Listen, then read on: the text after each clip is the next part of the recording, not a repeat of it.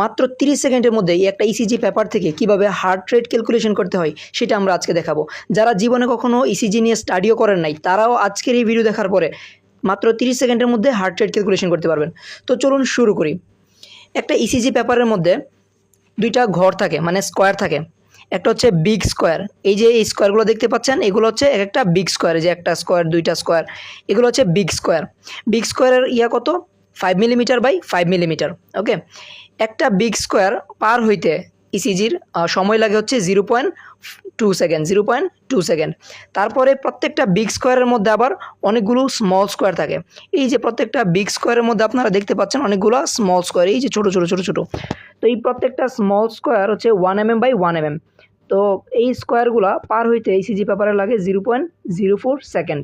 ঠিক আছে, এটা হচ্ছে আমরা জানলাম স্কোয়ার সম্পর্কে। এবারে একটা বিগ স্কোয়ার, এই যে একটা বড় স্কোয়ার পার হইতে সময় লাগে 0.2 সেকেন্ড। তাইলে 1 সেকেন্ডে কয়টা স্কোয়ার পার হইতে পারবে? 1 সেকেন্ডে 5টা বিগ স্কোয়ার পার হয়। ঠিক আছে, ইসিজি পেপার যখন পার হয় 1 সেকেন্ডে 5টা এরকম বড় বড় স্কোয়ার পার হয়। 1 2 3 4 5, এভাবে 5টা পার হয় 1 সেকেন্ডে। তো আমরা এইটা জানলাম। এখন হচ্ছে আমরা জানবো একটা ইসিজি, নর্মাল ইসিজির মধ্যে কি কি ওয়েভ থাকে। এই যে এইটা একটা ওয়েভ তৈরি হয়েছে, এখানে ওয়েভের মধ্যে এটা হচ্ছে পি ওয়েভ, এটা হচ্ছে কিউ, এটা হচ্ছে আর, মানে চূড়াটা যেটা এটা হচ্ছে আর, যেটা নিচে এটা এস, এটা হচ্ছে টি। P Q R S T, এই যে আমরা এখানে দেখতে পাচ্ছি P Q R S T, এটা প্রত্যেকটা ইসিজির মধ্যে থাকে। যেমন এই যে একটা ইসিজি পেপার, এখানে কি এই যে এটা হচ্ছে পি, এটা কিউ, এটা আর, এটা এস, এটা হচ্ছে টি, P Q R S T. এভাবে P Q R S T প্রত্যেকটা জায়গার মধ্যে থাকবে। ঠিক আছে, তো এই P Q R S T থেকে আমরা হচ্ছে হিসাব করব। তারপরে আপনারা এখানে দেখতে পাচ্ছেন হার্ট রেটের যে বিষয়। আরেকটা প্রাথমিক বিষয় জানতে হবে, ব্রাডিকার্ডিয়া আর ট্রাকিকার্ডিয়া। ব্রাডিকার্ডিয়া কোনটা? যেটা 60 বিটস পার মিনিটের চেয়ে কম যদি হয় বা সমান হয় তাহলে হচ্ছে ব্রাডিকার্ডিয়া। আর যদি 100 বিটস পার মিনিটের চাইতে বেশি কিংবা সমান হয় সেটা হবে ট্যাকিকার্ডিয়া।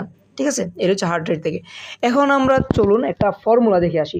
যেই একটা ফর্মুলা থেকে আমরা বের করে ফেলবো রেগুলার রিদমের যেই হার্টবিট আছে, ঠিক আছে, বা হার্ট রেট। এই যে ফর্মুলাটা হচ্ছে formula for regular rhythms, HR মানে হার্ট রেট। হার্ট রেট হচ্ছে 30 by number of big squares between 2 আর ওয়েভস।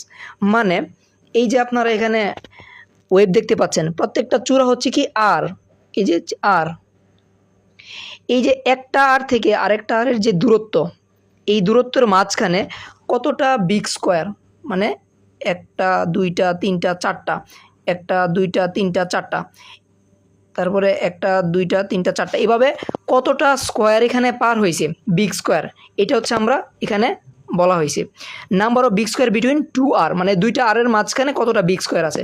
তো এটা 300 দিয়ে, যদি 300কে যদি আমরা এইটা দিয়ে ভাগ দিই তাহলে হচ্ছে আমরা ওয়েবটা বের হয়ে যাবে।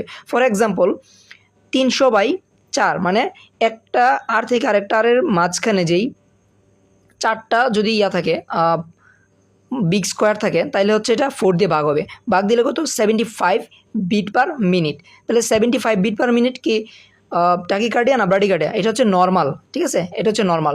যদি 60-র চেয়ে কম হয় বা সমান হয় তাহলে হচ্ছে ব্রাডিকার্ডিয়া। আর যদি 100-র চেয়ে বেশি কিংবা সমান হয় তাহলে সেটা হবে ট্যাকিকার্ডিয়া। তো এর মাঝখানে যেটা আছে সেটা হচ্ছে নর্মাল, যেমন 75 BPM আর বিট পার মিনিট হচ্ছে নর্মাল।